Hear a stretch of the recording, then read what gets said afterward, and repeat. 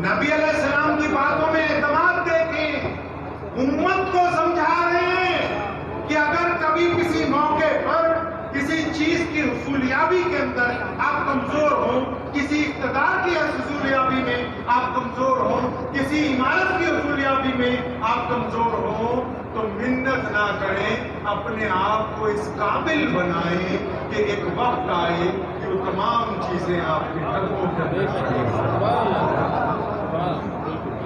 تو نبی علیہ السلام نے کیا کہہ دیا؟ ایک وقت آئے گا چابی ہم تم سے لے لیں گے۔ اب نبی علیہ السلام تو وہاں سے چلے گئے، اچانک ایک دن اللہ کی طرف سے حکم آ گیا، اللہ کی طرف سے حکم آ گیا۔ اچھا معراج کی جو شب تھی نا، اس سے پہلے ہوئی تھی، تو اس میں ایک چھوٹا سا واقعہ آپ کو سنا دوں، تھوڑا ایمان تازہ ہو جائے گا۔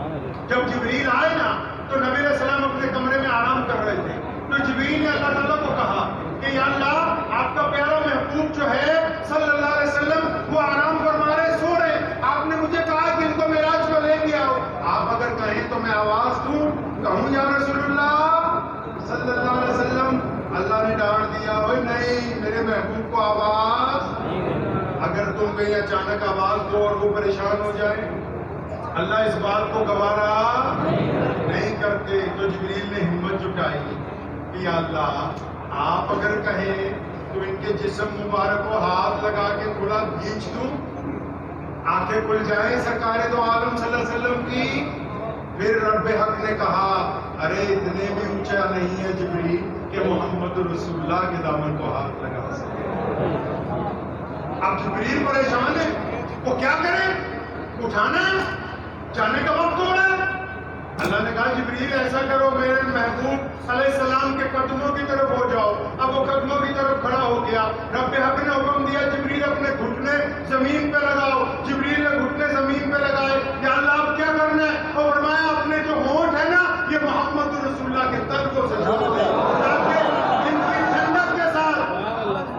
ان کی ٹھنڈک کے ساتھ محبوب صلی اللہ علیہ وسلم کی آنکھ کھل جائے۔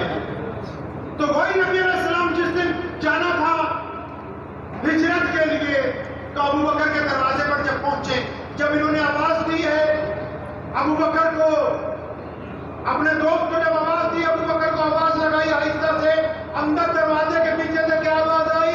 لبیک یا رسول اللہ صلی اللہ علیہ وسلم۔ اب دروازے کے پیچھے سے آواز آئی لبیک یا رسول اللہ۔ اب نبی علیہ السلام بڑے حیران ہوئے، ابو بکر آپ حویلی میں اپنے کمرے میں نہیں تھے؟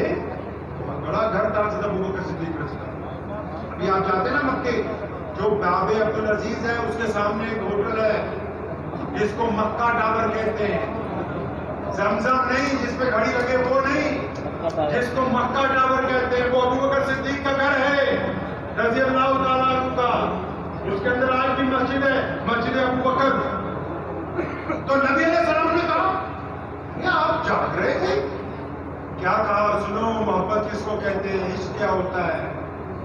ابو بکر نے کہا یا رسول اللہ صلی اللہ علیہ وسلم، وہ جس دن آپ نے مجھے کہا تھا نا، ارے کہا تو کئی ہفتے پہلے تھا، جی یا رسول اللہ جس دن آپ نے مجھے کہا تھا نا کہ ابو بکر تیار رہنا، کسی بھی وقت میں گھر پہ آؤں گا، ہم کو مکے سے مدینے کی طرف ہجرت کرنی ہے، تو یا رسول اللہ جس دن آپ نے مجھے یہ کہا تھا اس دن کے بعد تو ابو بکر کبھی بستر پر گیا ہی نہیں، دروازے سے پیٹ لگا کے انتظار کرتا رہتا ہے کہ مبادہ کب نبی علیہ السلام آ جائیں اور میرے محبوب کو انتظار نہ کرنا پڑے۔